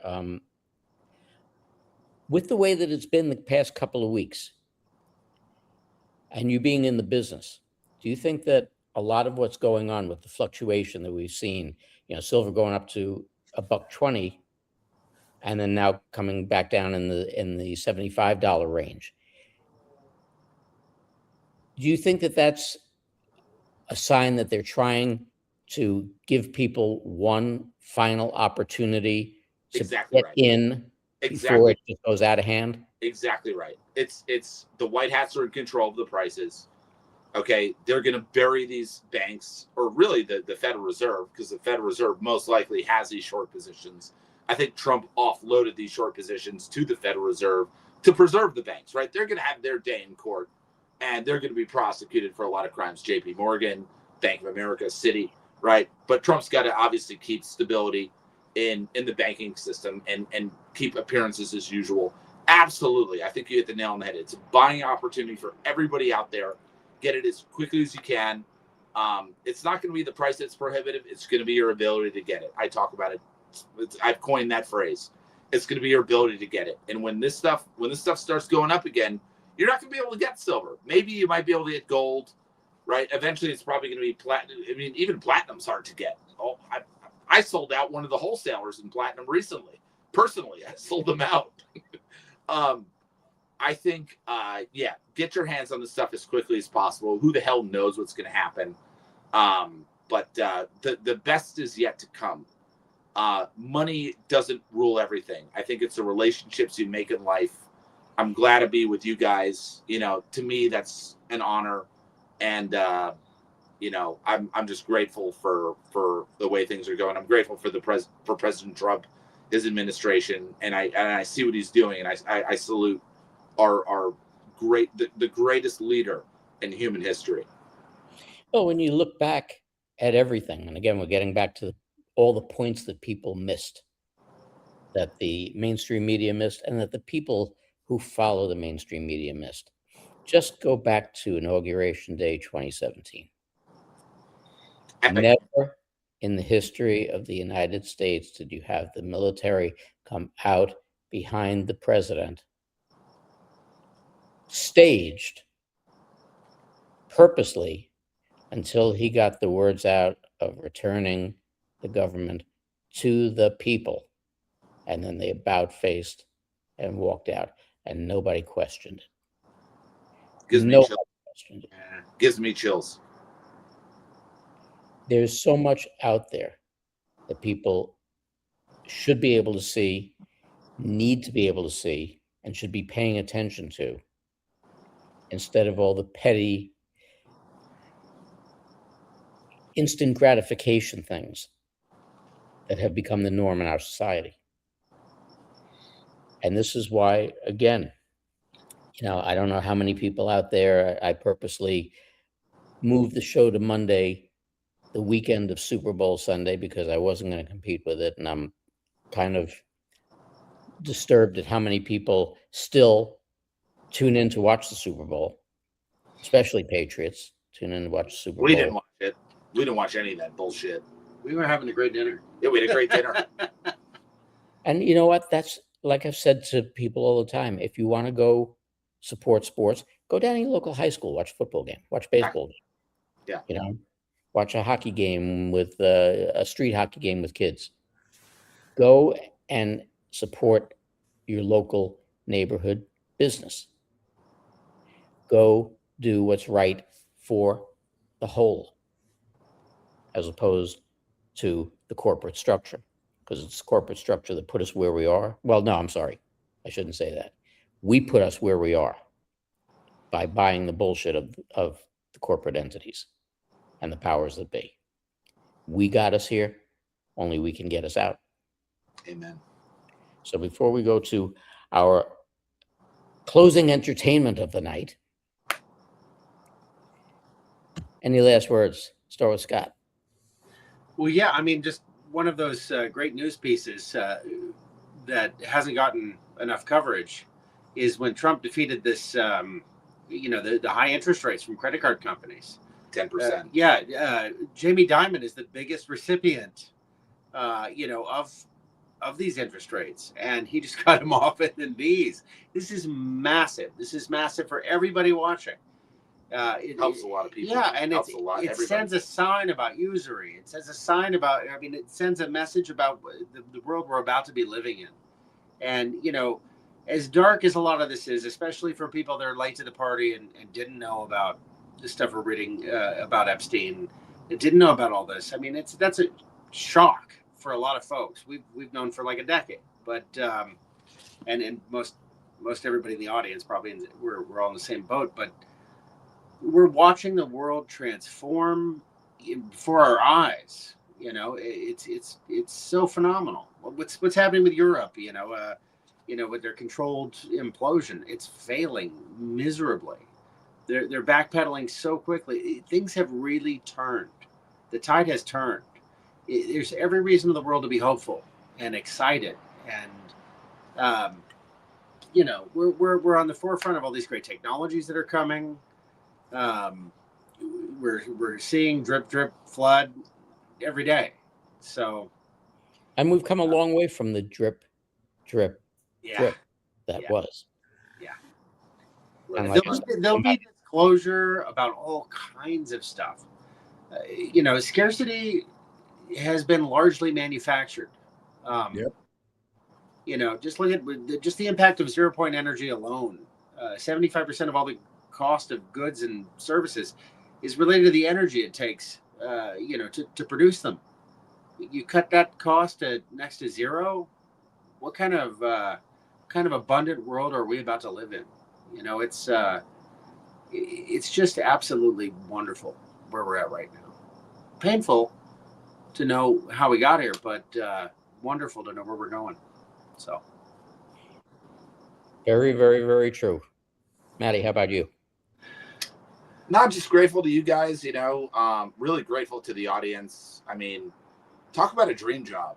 You get to talk to Patriots every day, and it's just, I get to hear people's awakening experiences and just all this cool stuff that we all share. I'm one of the audience, I'm just a gold dealer who just happened to be, getting in touch with you guys, and it's like it's fun, and I want to take care of these people, and there's I want to make sure that the job gets done right.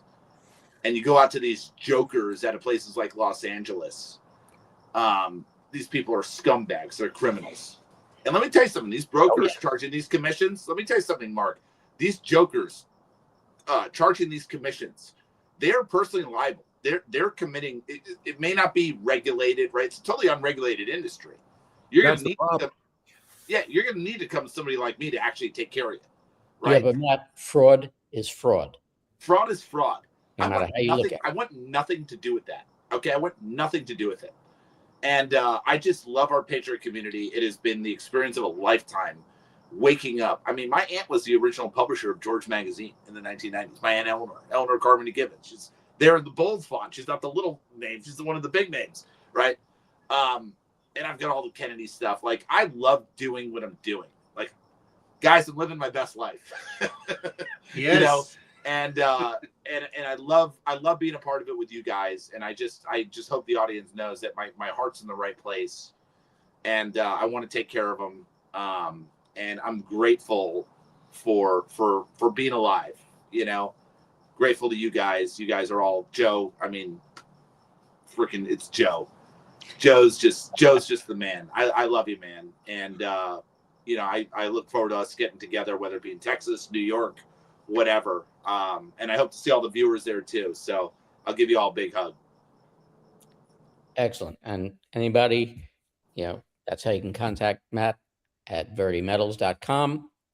If you're looking to convert some of what you got into gold or silver, that's where you need to go. We'll do it right. Exactly. He will take care of you. Jojo. Well, Scott and I haven't done a show together in a while until we were on with Marin and Lady D the other day, and it's been so great to have Scott have the support of Matt, and I've had the support of Matt over the last year as not only a business but as a friend, as someone we can reach out to. And those are the people that Scott and I have been very picky on how we've who we've aligned ourselves with, because we had to be. And there was a different company. We won't name names. And, we got some feedback from the audience, and we quickly changed our course with that. But it's been so great to have Scott doing a lot of these amazing, he's had just amazing guests on while I've been able to focus on my mom. And I just want to thank Scott personally for stepping up and putting together amazing shows. He has great taste in his guests, and they talk about subject matter that you just don't hear on many other shows. And I've been going through some of the clips of the Haim Harlow interview, and it's just mind-blowing stuff. So it's just to have a team. We have a team here. And then, to meet, we get to meet Mark in person relatively soon, but I hope people are going to either see us in New York or Dallas at Threadfest. And this is just the start. I mean, Scott and I actually, as of 2025, we can actually afford to travel now. And that's because of the people that we've aligned ourselves with. And that to us, that's success. I mean, Scott and I it was about 2 years ago. We were literally basically almost in tears, letting people know, hey, if you can just send a little bit to support the show and blah, blah, blah. And 2025 was a very, very pivotal year for us. And we don't take anything for granted. We don't take our relationship with our friends and our sponsors for granted. We're very appreciative. I mean, really, I've been an entrepreneur for 30 years, whether it's been films, music, nightclubs, bartending, because bartending, you're your own business really. But to finally get to a place in my life where I can breathe and I can do what I love. And I just put out a music video a couple days ago that Mark's going to play, but it's an amazing time. And this is just the start. So life is pretty darn incredible. And I'm very appreciative of everybody that's been part of this journey. So thank you guys that are watching, and thank you, Matt, Scott, and Mark. I really appreciate you. That's amazing. Thank you, Joe. I really enjoy doing shows like this. doing the shows on child trafficking, it's not easy. It's a lot of stress. It's a lot of anxiety, and it's not easy on the audience either. You know, they've got to listen to some pretty horrific stuff and some pretty sad stories and awaken to what's been going on. So when I get the opportunity to share the screen with you guys, and now including Matt, it makes a big difference because it really does not only lighten my heart, but it lightens the audience's heart. And it's the change that we all need. One of the things that I've stated for a long time is that people in the world have forgotten how to laugh. And mostly they've forgotten how to laugh at themselves. And when you take yourself too seriously is when you lose everything. So I'm glad that we had the opportunity to do all of this and to be together, bring a decent amount of information to the people. The rest of it was a lot of fun. And, you know, it was just great to have all you guys here and to do this. You know, I really appreciate all of you. Anytime. Again, Matt, thank you very much. Thank you. You know, and we'll get a wire out to you tomorrow. Excellent. Thank you. Thanks, man. That's so cool, man. We'd love to do it, you know, and you guys are amazing. So thank you. And before we get into the end of the show, I'm going to post this one more time because I'm going to take us out with a little bit of entertainment tonight. I've got Joe's song, which is Hug. And that'll be followed by Who Saves the Children.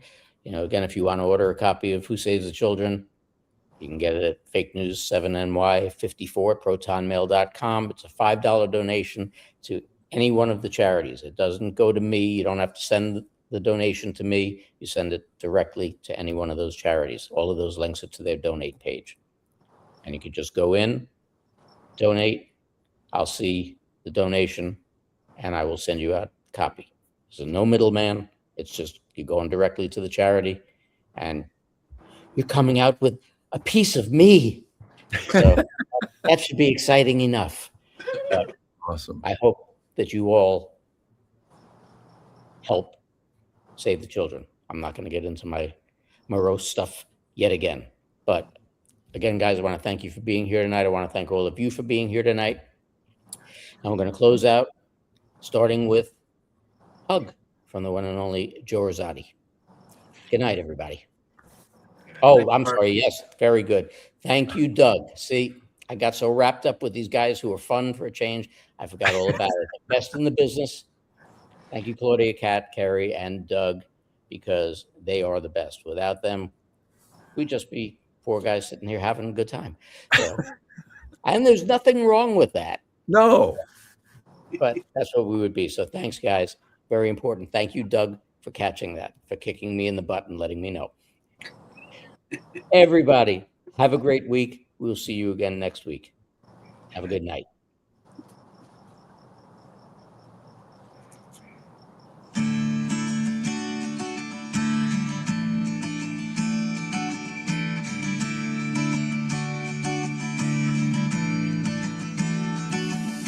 I miss you, my God, I miss you. And all the tears I've wept have filled my tissue. I'm as close as I can be for now. And I'm not sure when or even how. Can I see you again? Will I see you again? Yes, I'll see you again. I know I'll see you again. Yes, I will. I can't send this as a hug, like a bridge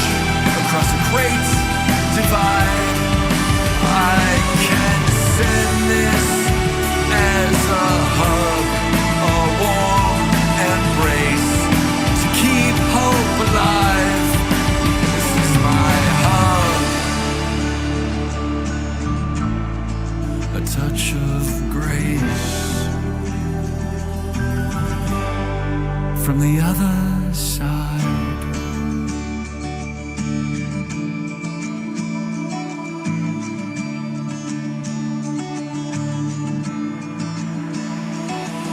I missed you. If only you knew I miss you. And all the love in the world, may it kiss you. For me, I'm as close as I can be for now. And I'm not sure when or even how. Can I see you again? Will I see you again? Yes, I'll see you again. I know I'll see you again. Yes, I will. I can send this as a hug, like a bridge across a great divide. I can only send this as a hug, a warm embrace to keep hope alive. This is my hug. A touch of grace from the other side.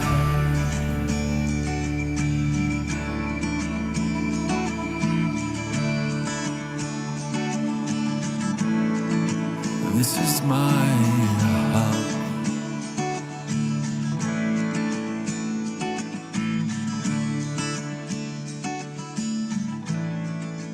This is my hug.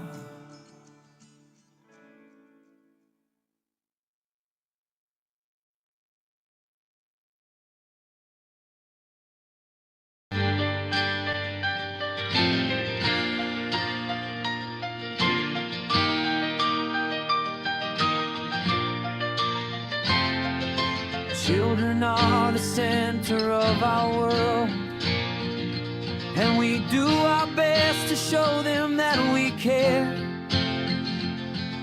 But evil is lurking everywhere to steal their youth, kill their soul, show them things that they should never know. We live in the craziest of times and never know what's in another's mind. We keep them safe, protect from bad, but they just choose to make them sad and keep their evil rituals alive. Who saves the children? We do, we do. Who keeps them safe and warm and so secure?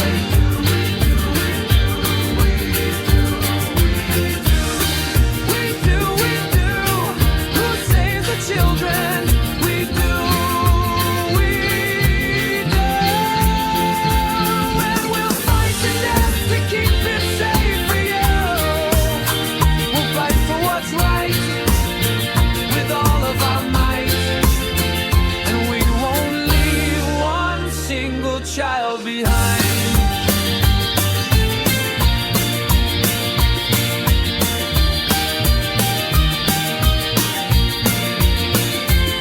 They've been here since the dawn of time, and their actions take a twisted mind. But we won't stand no more. We'll track them down for sure and make sure that they are gone forevermore.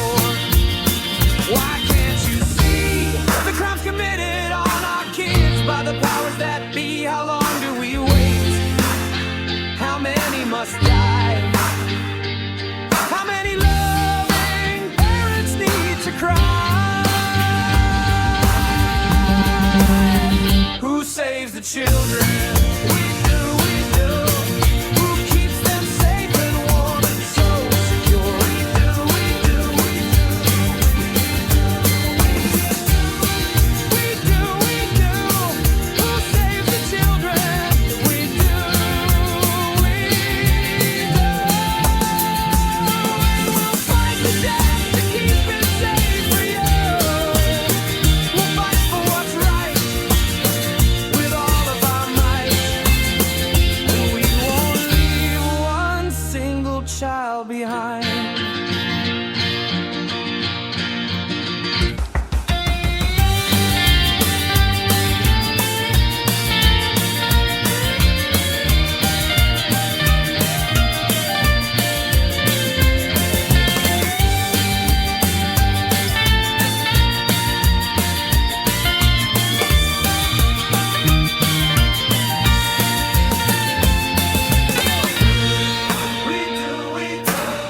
Who keeps them safe and warm and